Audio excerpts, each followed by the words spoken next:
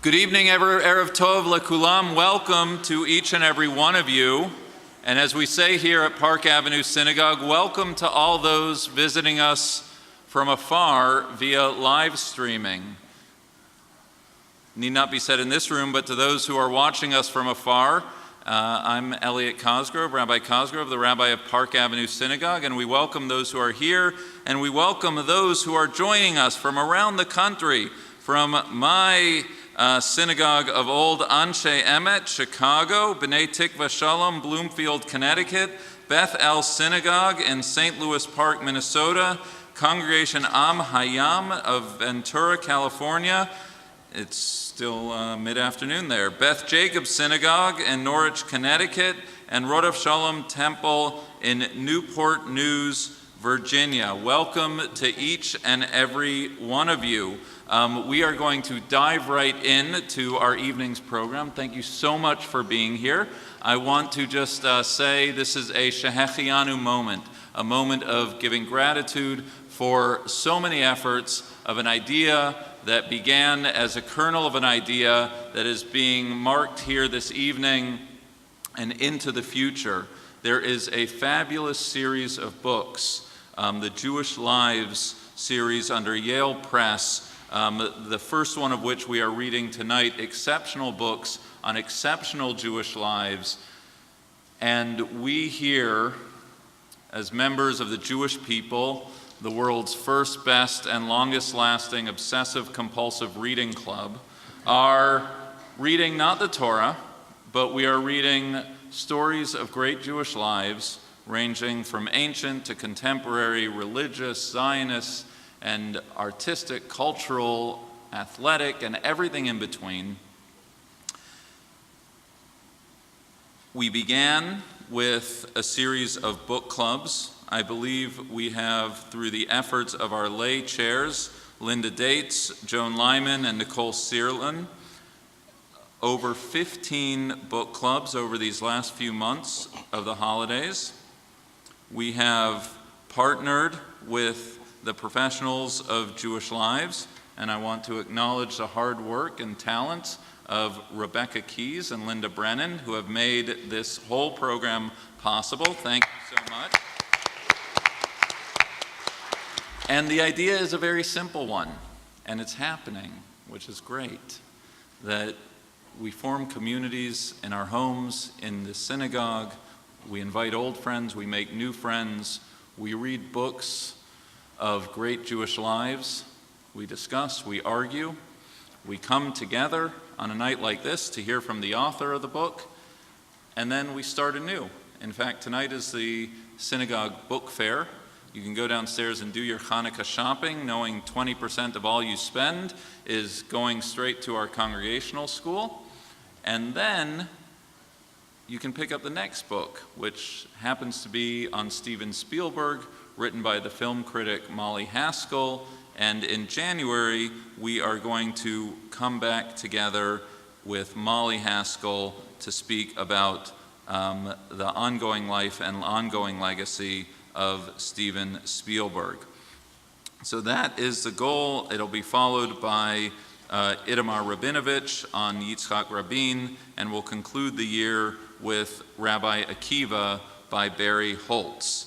The way tonight's going to work is in about 30 seconds, Nicole, one of our chairs, is going to introduce our honored speaker this evening, who will present. We'll engage in a Q&A. If you are watching us from afar and would like to submit a question, then you can do so on Twitter, hashtag Jewish Lives, and we will be able to ask your questions here of our author. If you're sitting here in the room, there are note cards being handed out, and we will collect those note cards to ask questions of our author. Everyone understand the rules of the game? Everyone understand what we're trying to do as a book club in partnership with Jewish Lives? And I would like to publicly and from the bottom of my heart and on behalf of our entire community express gratitude to the Black Family Foundation, without whom neither the Jewish Lives series as a whole would be possible, nor our efforts here in the synagogue and in the other synagogues, making this evening's occasion possible. So we thank the foundation and the Black family for making it all possible. And with that, I invite a leader of the Park Avenue family, Nicole Serlin, to introduce our speaker. Welcome, Nicole.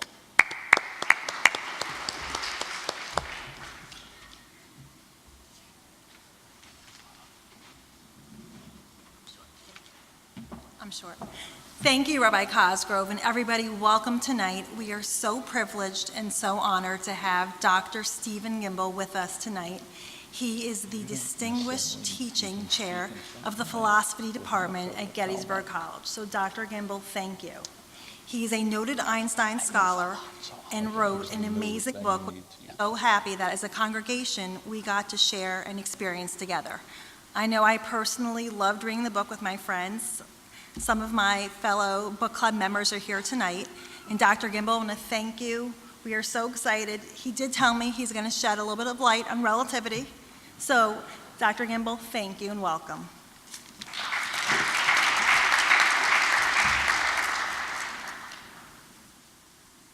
Thank you.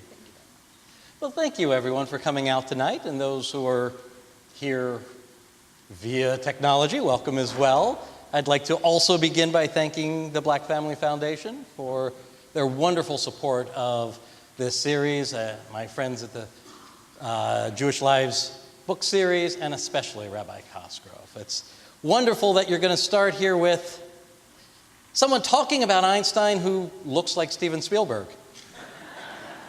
In fact, I was in graduate school. I was at Johns Hopkins in Baltimore, and I was at a stoplight at Martin Luther King and Howard Street. And a woman looked over, very excitedly motioned for me to roll down my window. I looked over and she said, "I loved E.T." I said, "Thank you for my Ford Festiva." So, Albert Einstein. Now, one of the wonderful things about this book series is that I've gotten to speak lots and lots of places.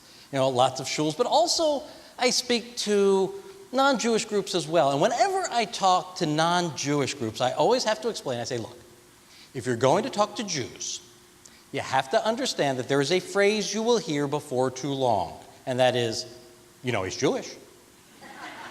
It's what I like to call Jewish jeopardy, right? So a conversation is going on and a name comes up. You have to be the first one to buzz in with, he's Jewish. And we all know, we have the list of famous Jews in mind, but there's one person you never, ever have to say, he's Jewish. And that is Albert Einstein. So how is it that Einstein ends up in this position? How is it that Albert Einstein ends up being the icon of Judaism, which is really odd? Now, it is true that Albert Einstein was a practicing Jew when he was 9 years old. You see, Einstein was born into a secular home, a very secular home, a home so secular they sent him to Catholic school. Now, at home, it was not only secular, but his father, and this was very common for German Jews of the time, was not only non-religious, but was anti-religious. There was this sense, especially amongst a large percentage of the German Jewish population, that the old ways were just superstitions holding us back. Modernism held a deep, deep attraction for a lot of German Jews because what it was the key to Jewish overturning of certain anti-Semitic structures that had held us back. But here, the new modern approach with its science, with its democracy, with its believing that everyone who was rational, and that was all human beings, were equally entitled to any rights. Modernism held the key to political emancipation for Jews in Germany. And so all that came with it, this sort of modernist point of view, was latched on by a large part of the community, and Einstein's father was part of it. Now, he is sent to a Catholic school where he is the only Jewish kid. Now, if you're different, if you're kind of smart, what do you think is going to happen to you in school? Yes, he gets bullied. right? And so Einstein is having a tough time in school. He recalls this one instance. Now, what's interesting is Einstein wrote several autobiographical sketches. And this one incident always pops up from his early schooling days. And he recalls it differently in different times. But the gist of it is, it was around Pesach. And it was mandatory in those days by German law that all schooling include a religious component. Now, he's at a Catholic school, so he's getting classes in the catechism. The priest comes in that day with 3 large, heavy metal nails and announces to the class that these are the sorts of nails with which Jesus Christ, our Lord and Savior, was crucified, and drops them ceremoniously on the table with a large clatter. And every eye in the room turned to Einstein. So here he is at school, where he is the Jewish kid. But yet he goes home, and there's literally no Judaism there. Now, Einstein has a personality, right? Kids, they just come out with one, right? The idea, anyone who has more than one child knows this, right? So I've got 2 kids. My older is a daughter, my younger is a son. They're now in high school, but when they were younger, and they were each, say, 3 years old, if I would put on, a record, a live recording, a record of a concert, at the end of the record when, the applause starts, when my daughter was 3, she would stand up and clap along with the record. My son, when he was 3, when the applause started, he stood up and took a bow. Just different kids, they have different personalities. Einstein came out with a personality. And that was that if you had any sense of authority, if you had power, control, his thumb was going for your eye. So here is Einstein, who at home is getting these deeply anti-religious, anti-Jewish messages. At school, he's the Jewish kid. He's going to rebel. How could you kill 2 birds with 1 stone? He becomes Jewish. And so at age 9, Einstein would make up psalms to God that he would sing to himself on the way to school. Right? He would keep kosher, at least as best as he could, in a German household where every meal featured sausage of some sort. And so at age 9, Einstein becomes Jewish. And then he turns 10. What happens at age 10? Well, you have a couple of things that happen when he's young that completely change him.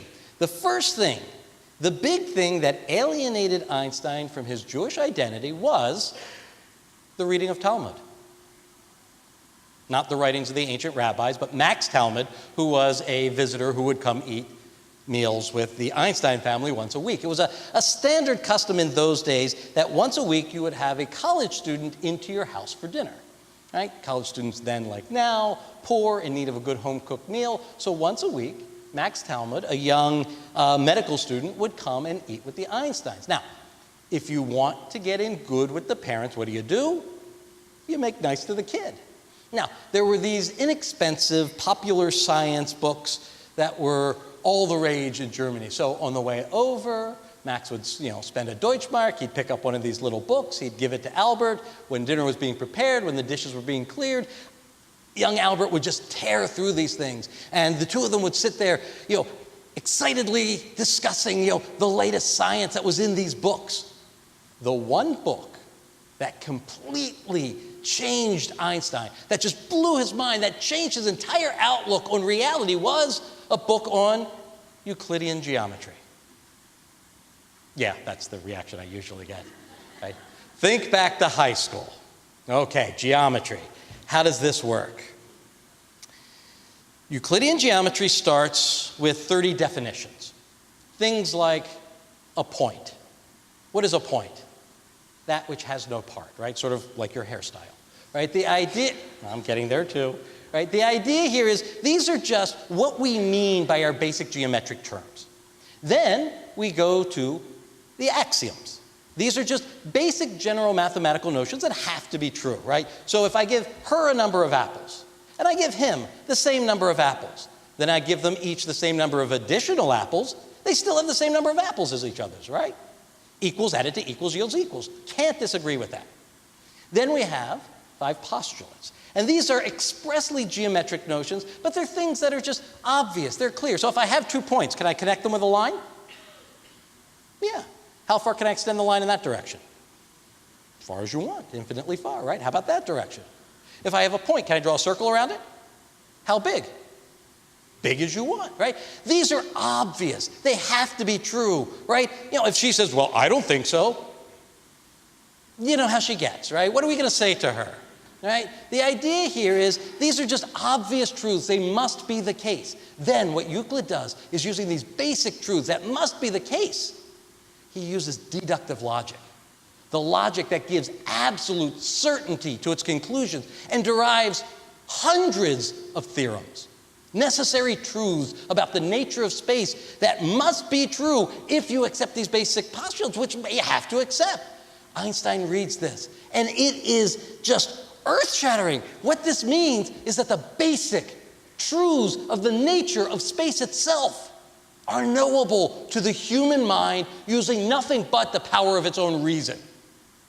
The power of the human mind, of human rationality, is sufficient to penetrate into the basic truths of the nature of space itself. This is 10 years old. A little later, Einstein gets sick. Not real sick, just chicken soup sick. And he's home, not feeling well, and his father, to try to cheer him up, brings him a compass. Now, remember your first time looking at a compass? Okay, nice, what's next? But not for Einstein. This was something, right? Because think about how a compass works, right? You have the needle floating, and it's pointing north no matter how you orient the compass. What's pulling the needle? Where's the string? What is it? There's clearly an observable physical effect, and yet it's being pulled by an invisible force. There are invisible forces active in the universe. Couple that with what he learned from the geometry book, and the nature of them should be understandable to the human mind by using reason alone. Now, to somebody who has a deep anti-authoritarian streak, this is a very powerful idea. It means my mind, my reasoning is sufficient to get me all of the truths that I seek. What don't I need? Authority, teachers, government officials, military, rabbis. Sorry.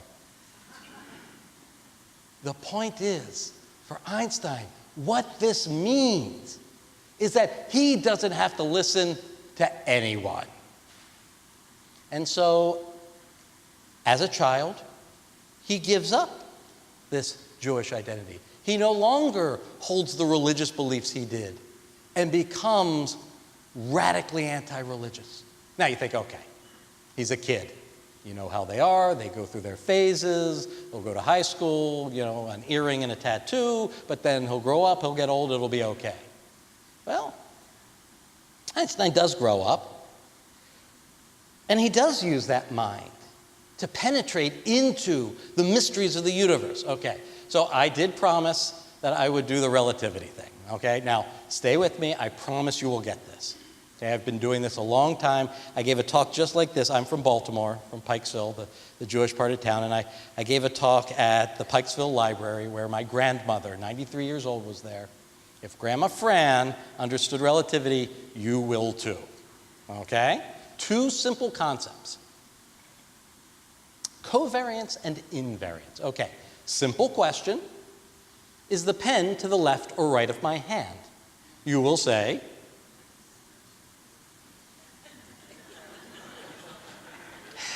this is what I get asking a simple question to a room full of Jews. Simple question. Is the pen to the left or right of my hand? And you will say, and I will say. So if you say left and I say right, we disagree. So which one of us is right? Both. So it's whatever you believe. We'll get back to you in a minute. Right? The idea here is, if he says, well, I think the pen is to the right, he is wrong, right? Left is the one with the L. From where you are sitting, there is a fact of the matter. From where you are sitting, the pen is to the left of the hand. From where I am standing, the pen is to the right of the hand. This is what we call a covariant fact. That is, it's a fact that varies with your perspective.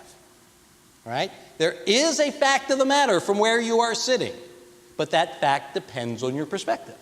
Now, is the pen between my hands? Yes. And that's true no matter how you look at it, right? This is what we call an invariant fact. And we think invariant truths are very important, okay? If a truth is invariant, if a truth does not depend in any way upon your perspective, then we think that means that it's true of the underlying nature of the world itself. It is true of reality. Right? And think, this isn't unusual, right? So suppose she tells me something. Am I going to believe it? Exactly. The response was this. We know how she is, right?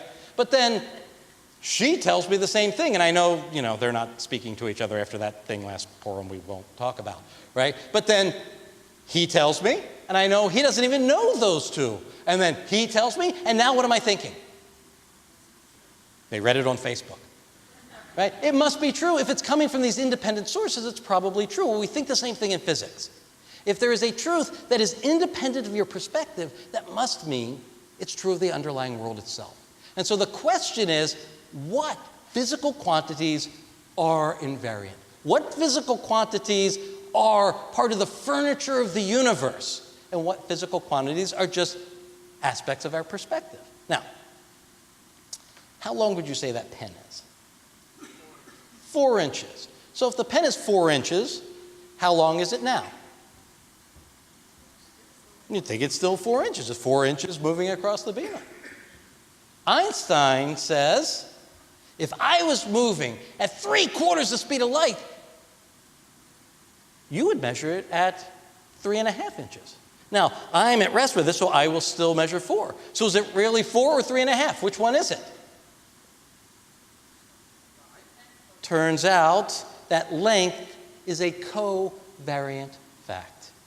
The length is not a fact of the world, it's a fact of your perspective.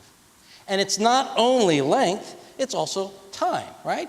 So, if you and I synchronize our watches, I don't have one either, just pretend, work with me.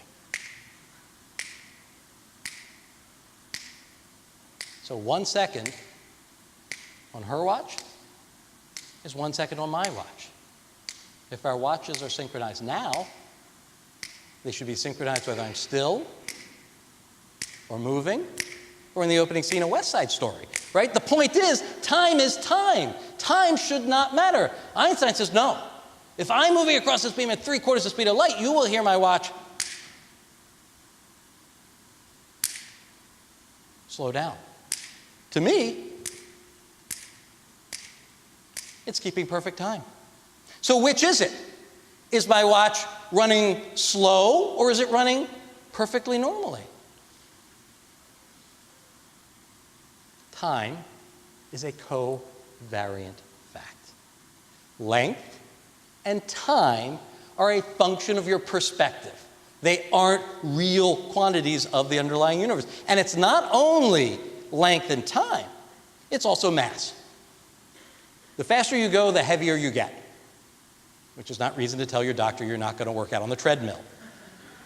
This is the reason why nothing can go faster than the speed of light. Here's the way I'll do it in the classroom is I'll take a chair and I'll push the chair and it'll slide across the floor and I'll turn to my students and say, okay, what just happened? They say, well, you pushed the chair and it moved. Right, so I applied a force and it accelerated, right? So I bring back the chair, I say, let's add some mass. So I'll take usually a slight young lady, I'll put her in there, and I say, okay, if I want the same acceleration, what do I need?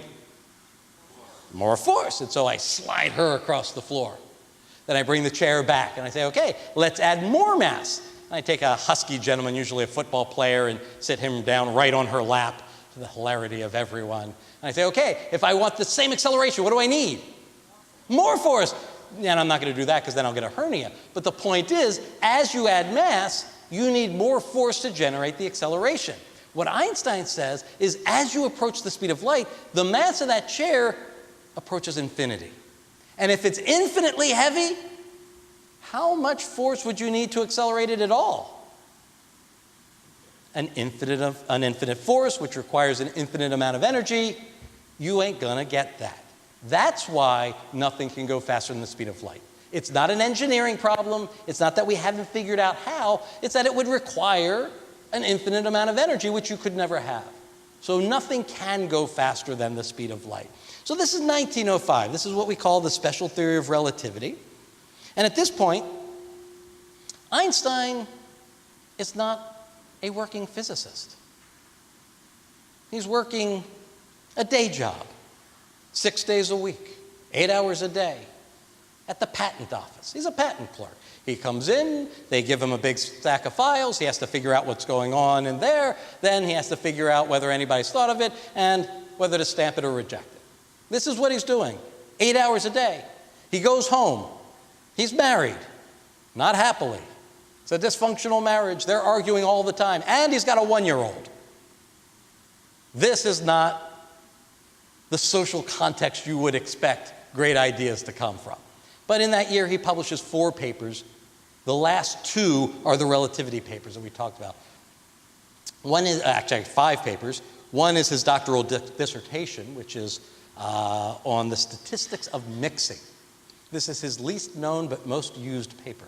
So, Ben and Jerry's, pint, Cherry Garcia. As you eat through the pint, roughly the same percentage of cherries and chocolate as you go through the pint, right? This is empirical. You can do the experiment. I've tried it. So the question is, why is it that it's evenly distributed? Why aren't all the cherries in one and chocolate in the other, or why aren't they all bunched at the bottom? How is it evenly mixed? And the answer is Einstein's dissertation. He uses that in the second paper to prove the existence of atoms. That seems important. Third paper changes our complete understanding of the nature of light. Wow. And then the last 2 are the theory of special relativity. Completely overturns our understanding in every part of physics. He figures this is it. This is going to make me a famous scientist. It's going to get me a job at a university. And then it did, eventually, but not in 1905, because nobody notices. He's a patent clerk, right? Some guy walks into a bar and says, I'm going to overturn the world of physics. You going to listen? No. In essence, that's who Einstein was. But ultimately, a man named Max Planck, who was the most important physicist of the generation before Einstein, champions the theory, and everybody says, well, look at it. Planck thinks it's worth taking seriously. And then Einstein becomes, if not accepted, at least legitimized. He gets his first job, which is a minor position. Now, today, if you look at professors, we have rank. So I am what's called a full professor, which in my case is spelled F-O-O-L. But you start as an assistant professor, and then you get promoted to associate, and then if you publish enough, you get made a real professor. In those days, assistant professor wasn't just a rank. It actually meant you were the assistant to the professor. And that was the job Einstein could get. And then he finally receives his first opportunity to be a real professor. He gets an offer from the university in Prague, and this is huge. It could be his only chance to take this major step forward in his career. This is his chance to be a real professor, not just somebody's assistant. So this is huge. This is important. He packs up the family. They leave Zurich. They move. They get to the border. A bureaucrat there, normal paperwork, has to fill out forms. So he's filling out, the entrance form, name, date of birth, nationality, and there's a line for religion. Einstein writes, dissenter. The bureaucrat says, that's not a religion. You are Jewish. You must write on this form that you are Jewish. Einstein says, I'm not and I won't. The bureaucrat says, you must. Einstein said, I will not. He said, you have to. Einstein said, I shan't. The bureaucrat played the card he thought he could win with. If you do not write on this form that you are Jewish, you cannot have the job. Einstein said, fine, and turned to walk away. Here is Einstein as an adult, refusing to acknowledge his Jewish identity on a silly form that no one will ever read. There is absolutely no consequences for writing that word on that form. And yet he will not say that he is Jewish. So as an adult, there is this deep sense of disconnect. There is this deep sense in which he has completely rejected his Jewish identity. Now, the story has a happy ending. As he walked away, the bureaucrat realized he was about to lose Albert Einstein for the country. This might be bad for his career. So, hang on. So they reach an agreement, a compromise. On the line in the form, he will write, Mosaic. I'm not Jewish, but I am of the people of Moses. And so Einstein gets the job. He moves to Prague. Now, Prague, not terribly relevant to the rest of the story, but there's this one great story about his time in Prague. So he has this beautiful office with this big window, and the window just happens to look over the yard of the neighboring insane asylum. And so whenever anyone would come visit Einstein's office, he'd say, those are the crazy people who don't do physics. So here's Einstein, as an adult, completely rejecting any sense of Jewish identity. And yet, within a decade, we would find Einstein back in Germany, giving talks to explicitly Jewish audiences, using the pronouns we and us. Something happens that leads Einstein to readopt his Jewish identity. What is it? Well, it was two things. The first is that Einstein's theory of relativity received a lot of pushback. Now, that's perfectly to be expected. Anytime you try to overthrow an existing paradigm, especially one as deeply entrenched as Newton, right? This was the greatest scientific theory in history. It had reigned supreme for 300 years. The idea of undermining everything physicists believed in. Of course, physicists are going to push back, but the pushback was coming not just from the scientific community. He was back in Germany. Max Planck, who we mentioned earlier, had been building the world's greatest physics department in Berlin. And it was, it was almost like baseball cards. He had one card he really wanted, and that was Einstein. So he talked to Einstein, who had left Germany, renounced his citizenship, sworn he would never go back. Huge raise in salary. Doesn't have to teach. Will have an institute devoted to his research. We will pay you a lot of money to just come and be Albert Einstein. So he does. He goes back. Goes back to Germany, and what happens? World War I. Now, World War I, we forget what a human tragedy this was. I think in part because World War II is closer in history, and because of both, the invention of nuclear weapons and the Holocaust. But World War I was an unbelievable tragedy. It's the first time you really have mechanized death. You have a trench here, a trench here. These troops charge and are mowed down. And the next day, they charge and are mowed down. And this happens day after day, and you have mass death, and they're still in the same trenches. Europe, which thought itself the pinnacle of human culture, saw itself devolve to barbarism. Now, World War I for Germans was supposed to be a watershed event. World War I in the minds of Germans was supposed to be the active event that ushered in the era of German hegemony. Germany was going to reign supreme. See, every other culture in Europe had had their chance. The French, the British, the Dutch, the Portuguese. Everybody had had their chance. This was Germany's time.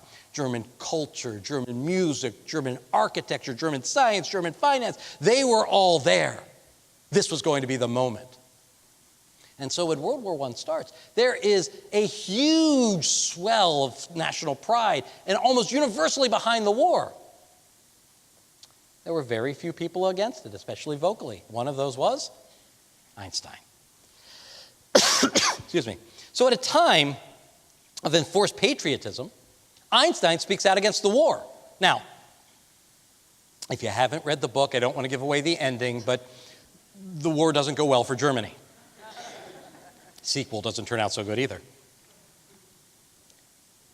At that moment, German culture was fractured. Einstein had been a proponent of the Weimar government, a vocal proponent, which was forced, of course, to negotiate peace from a position of extreme weakness, right? You get very tough terms on Germany, especially in terms of reparations, which, destroys the economy. And so those German nationalists look at that government as traitors, right?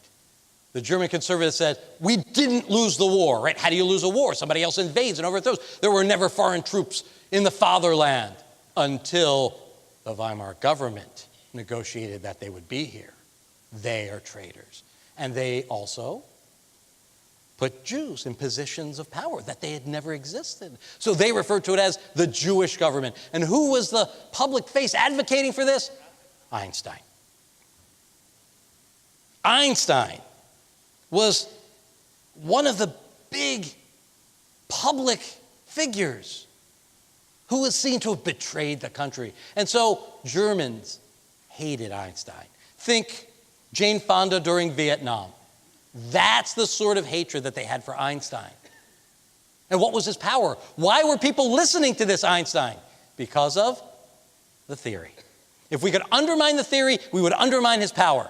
And so there was a swell of public opinion against Einstein, led by two Nobel Prize winning physicists who referred to the theory of relativity as Jewish science. And that was meant to denigrate it, right? Jewish science as opposed to Aryan science, legitimate science. And so here was Einstein being labeled a Jew. By whom? The anti-Semites. And so he could let them define him, or he could take the power of defining himself. Now, at the same time, another thing happens. Einstein begins to notice that he's got a lot of friends, right? I mean, he's Einstein. People ask me all the time, if you could have dinner with one person in history, it's Einstein. Of course you want to eat with Einstein. Everyone wants to be Einstein's friend. So Einstein has lots of friends. But he notices that he has fundamentally different relationships with his Jewish friends than with his non-Jewish friends. They laugh at the same things. They have, similar backgrounds. And he realizes there's something I just can't distance myself from. At the same time, there was an influx of Eastern European Jews who were fleeing pogroms in Russia, in Poland, and especially the Ukraine. Einstein saw these people, and he saw what they had to go through. He heard the stories, and he said, these are my kinsmen. And so there's this sense from Einstein that there is this connection with his fellow Jews that he didn't have with everyone. Now, Einstein rejected the concept of a nation. He rejected anything which separated people, and yet here he was feeling this warmth, this connection to these people. Now, I often get asked in writing this book, because I wrote an Einstein book before this called Einstein's Jewish Science, Physics at the Intersection of Politics and Religion, where I look at this question of what it means to be Jewish science. The question is, could we do with this phrase born out of hatred the same thing that, say, the gay and lesbian community did with the term queer? Could we appropriate it and make it a point of pride? Is there any way we could think of this as Jewish science? Now, in writing the second book, people say, well, look, it's 2 books on Einstein. Did you discover anything new in the second one? And what was interesting to me in the second one is that I hadn't realized this, but we know from his maid's diaries, the diaries of the maid of Martin Buber, that Einstein was a frequent dinner guest. Now, you could not think of 2 more different people, right? One completely secular, the other religious. One modern, one saying we need to reject modernity. And they're sitting at the same table. And the question is, in Einstein's mind, what makes us both Jews? We don't believe the same thing. We don't practice the same thing. What makes us both Jews? And Einstein thinks about that question, and he answers it with a talk he gave called, "What is a Jew?" And he says there are two things. One is a sense of awe when regarding the universe. The other is an ethic based on empathy. Okay, but lots of non-Jews have that, and not all Jews do. Why is that? And then I realized what he's really describing are the arguments in Buber's two main books. One talking about the joys of the Hasidim. They're singing and dancing, rejoicing in the great mystery. What do I do as a physicist when I go to work? That's exactly what I do. And the other is I and thou, which is this sort of Jewish existentialism, right? That when I see the other, I see them not as an it, not as a thing, but as a thou, as a person. What Einstein was seeing was that in these two approaches to life, he and the rabbi had everything in common. And that realization is what led Einstein to become, possibly, the world's first born-again Jew. And with that, I'll say thank you.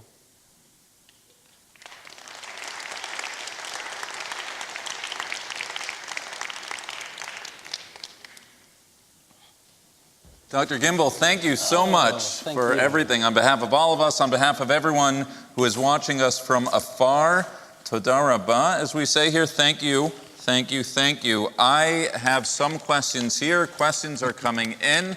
I want to publicly thank Beth Levick for making this all possible this evening. Thank you to Beth. Just as a reminder for everyone, because some people will be walking out early, that on November 29th, we will have Richard Haas in dialogue with Ambassador Indyk on the anniversary of the UN partition plan vote. And on January 9th, immediately following this program, you can go downstairs and buy the Molly Haskell book. On January 9th, Molly Haskell will be here speaking about the Spielberg book, who looks a lot like you. And those who are going off to Melton, before we're done here, we'll go for another 20 minutes or so. I wish you a good evening. Those who are going to bid on the Da Vinci at Christie's, I wish you a good evening and remind you that we're still in the midst of a capital campaign here at Park Avenue Synagogue. So let's get the questions in. Beth is collecting them. I want to pick up, and this actually picks up, Dr. Gimbel, on a question regarding something you touched on about his decision. This is from Susan in Baltimore, Maryland, of wanting to be called Mosaic and not Jewish early on in his career.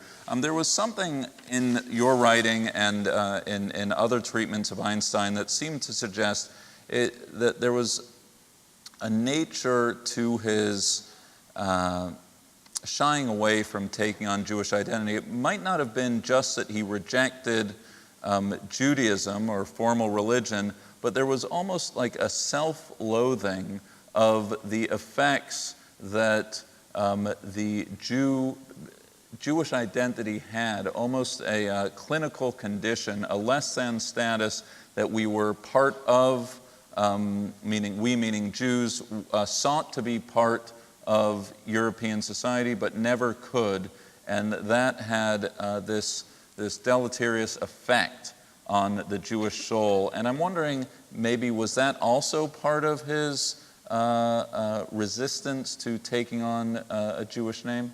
That's a wonderful question, and thank you, Susan, and all the folks back in my hometown of Baltimore. I think there are two things that are happening simultaneously with Einstein at this time. Einstein adopts a sort of hyper-modernism in the sense that he wants to see all human beings as equivalent individuals. Einstein has a deep antipathy for nationalism or for any sort of institution which separates people. Einstein wants to see, a one-world government. Einstein wants to see all of the divisions erased. And so the idea of claiming any sort of identity which would indicate a division for him is intrinsically problematic. At the same time, especially once he comes to accept some sense of this sort of cultural identity that he can't deny because he has this difference of relationship with his Jewish friends, is he looks at a number of them.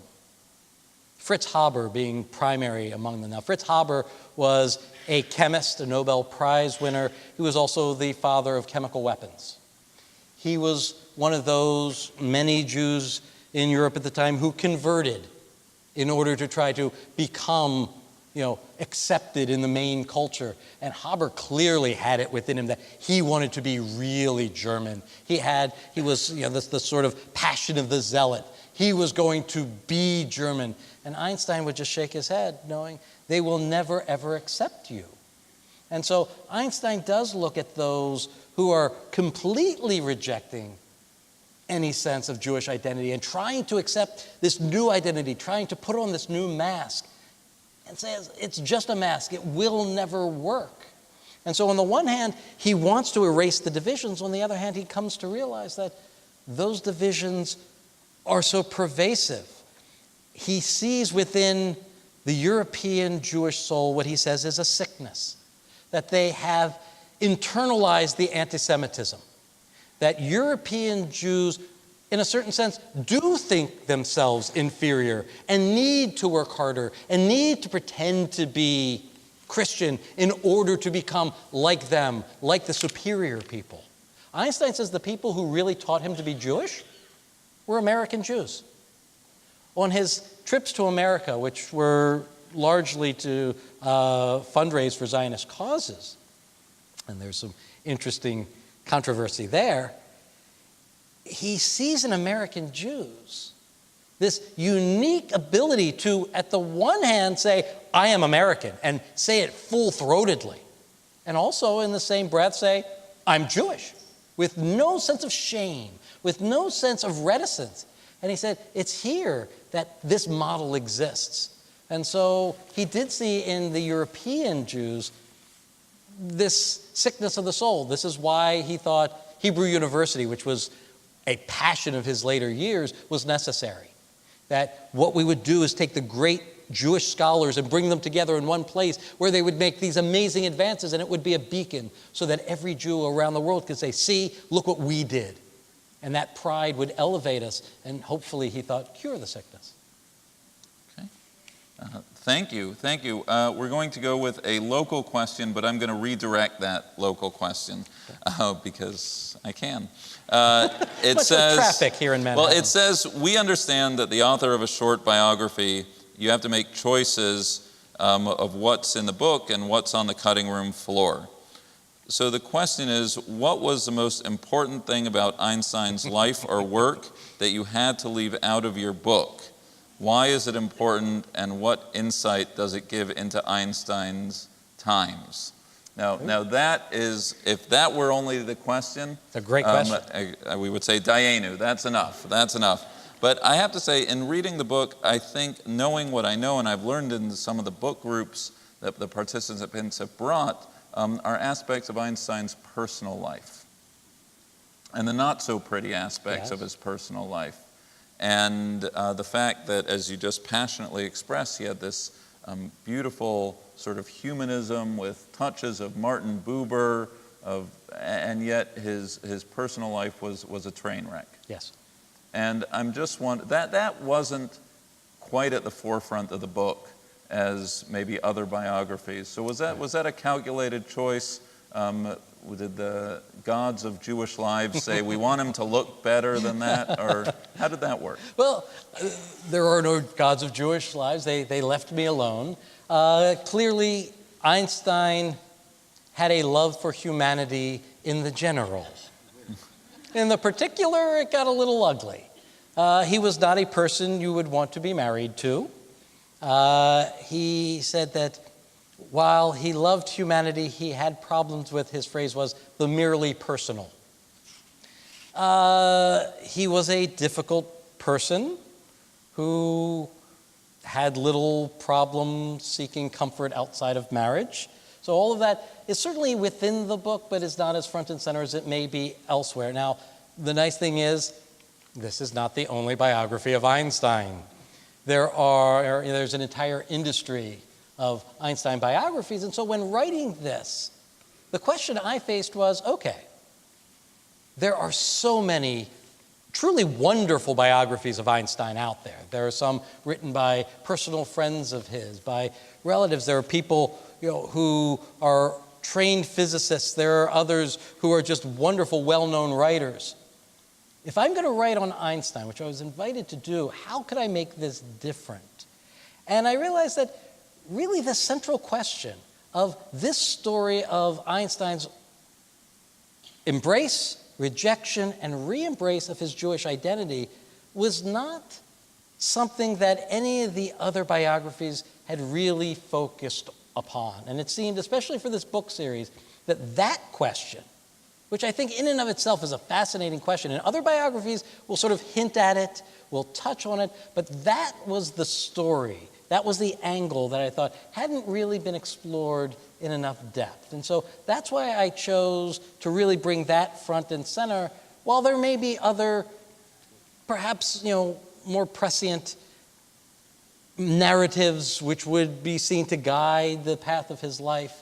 So which ones were left on the cutting room floor? There are a number. And again, there are wonderful biographies that deal with this. The first is the degree to which he wrestled with the move from the theory we talked about in 1905, the special theory of relativity, to the theory that emerges in 1916, the general theory of relativity, which at one point he comes to realize is going to be so difficult. In his words, he says, it makes the earlier theory look like child's play. And so that requires sort of technical exposition that the length of the book wouldn't permit, and that would take us somewhat off of focus. So that is part of what's, I think, left on the floor. Others would be his politics. Einstein was a deeply political figure. I mean, we think of him in terms of the Einstein that came to America. We think, the wild hair, right? The wise grandfatherly clown. But he was actually a very sharply tongued political figure, especially in Germany. And there are some wonderful books that look at Einstein in Berlin or Einstein's politics. And so those, because they are so wonderfully handled elsewhere, I felt freed to be able to really focus on this one line. Thank you. Thank you. We're continuing to go around collecting questions, and let me keep right going from a local question. Einstein's famous utterance, "God does not play dice."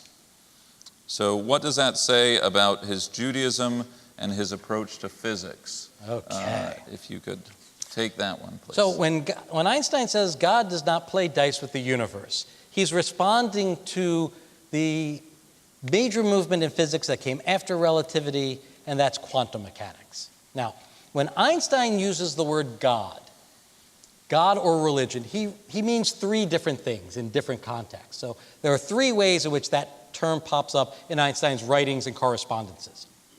One is organized religion, which he explicitly rejects. He says, I do not believe in the God of Abraham. He is asked by a rabbi, do you believe in God? And his response in a telegram we still have is, I believe in the God of Spinoza. Now, Spinoza was a pantheist who was removed from his Jewish community, who believed, following the work of René Descartes, that there was a structure, a geometric structure, a logical structure that underlies all of reality, and that logic is forced upon the world. And so God has no free will.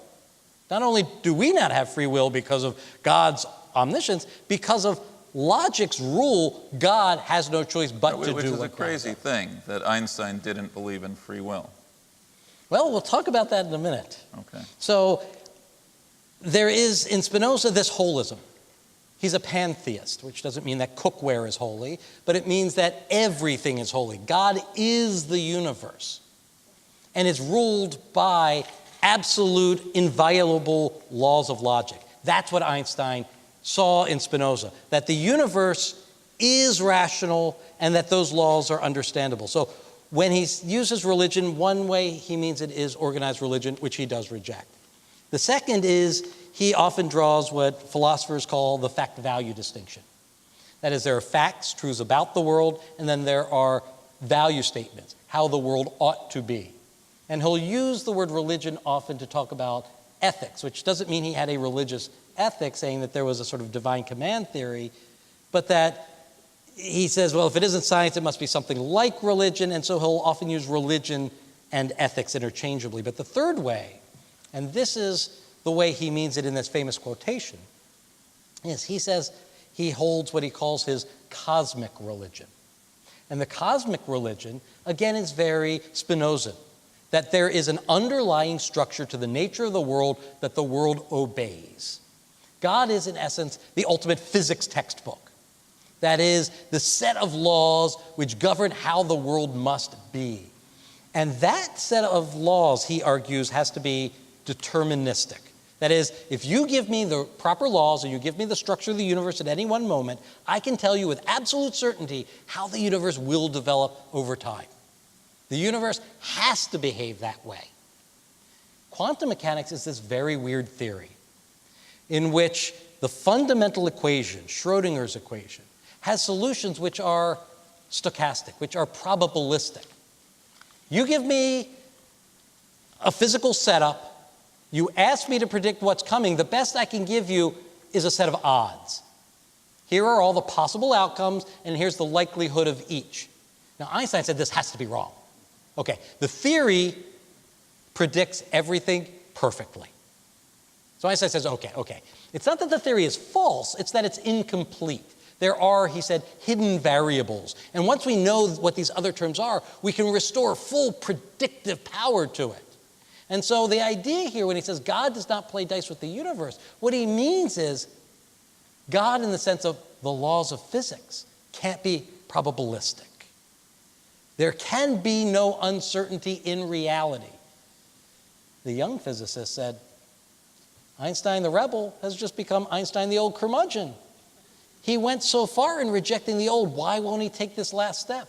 And the answer is that there was this, for him, religious belief that the world had to be understandable and deterministic.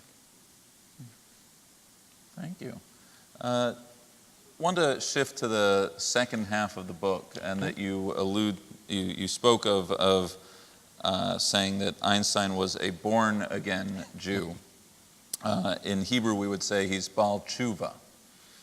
But part of me felt, and also from your remarks tonight, that maybe Einstein resigned himself to his Jewishness by way of sensing the friendships, the relationships, which perhaps were more substantive with his Jewish friends, seeing the horrors of anti-Semitism in Nazi Germany, realizing he didn't have a home. And then, of course, there's the terrific tale of him being offered the presidency at the end of his life, which I think, for his own good and for the good of the state of Israel, he declined. Yes. And so you know, at best, his Zionism was not sort of the Weitzman strong Zionism. Right. It was a Brit Shalom binational state sort of Zionism. But even as he returned to his people, just how much of it was a return and how much of it was a resignation? Resignation is a beautiful word. You should rewrite the book. Yeah, I think resignation is probably the right word because... and also, I mean, it wasn't like he was going to shul in Princeton, right? No. I mean, you say at the end that he found more points of identification with the African-American community in Princeton than he did, with his local JCC. Absolutely, right? He saw in them the oppressed minority thought to be inferior. And so he felt much more comfortable. He would walk home from the Institute intentionally through the African-American neighborhoods because it was there that he felt comfortable and would have conversations with people on their porches. There was one young African-American girl he would regularly help with her math homework, and she would repay him in gumdrops. And so I think you're right that resignation is a beautiful word because he did have to, in a certain sense, resign himself because it did require to some degree, a forfeiture of something he wanted to hold, which was this sense that there ought never be divisions amongst people. And that was really an axiom that he held to his core, this notion that any sense of division is always going to cause hierarchy, which is necessarily morally problematic. And so this idea of resigning himself, I think, is fair. Now, in Germany, between the world wars, he saw those divisions within the Jewish community, that the Eastern European Jews were treated as lesser by the German Jews, and that there was, even within the Jewish community, this hierarchy, this difference. They seem strange, they seem other. And so I do think you're right that the move to re-embrace, in part, was meant to embrace those people who were suffering. But it also meant he had to resign himself to the fact that perhaps there are some divisions that become a part of who we are, that we aren't completely free by use of our reason to create our own being. Thank you. Last question, because some people are running off to other classes and commitments. The question I want to ask of every one of our speakers this year, which is a question of these biographies on Jewish lives. Should we consider Einstein as a Jewish hero? Oh. Right? Should we consider Spielberg? Should we? Well, it's going to be easier when we get to Rabbi Akiva. Fair enough. Knowing what you know about Einstein, should we consider him a Jewish hero? Well, there are two parts. Should we consider him a hero, and should we consider him a Jewish one? Now, as a hero, he certainly accomplished what very few in the history of humanity ever will, completely restructuring our understanding of the nature of the world itself, and then using the fame that came with that at times to champion causes which led to justice. So in that sense, it's there, but of course he is a human hero. He is a complicated figure that we ought not put up on a pedestal without understanding his deep flaws as a person, and he was a deeply flawed individual. Now, we do take great pride in Einstein. As Jews, ought we? And I think towards the end of his life, he would approve of that, for this reason that he championed Hebrew University. That is, if we can take what Einstein was able to achieve and use that to help cure the sickness in the Jewish soul worldwide, if we can use Einstein as a point of pride, not to think ourselves better, not to think ourselves superior, but to see ourselves as not inferior.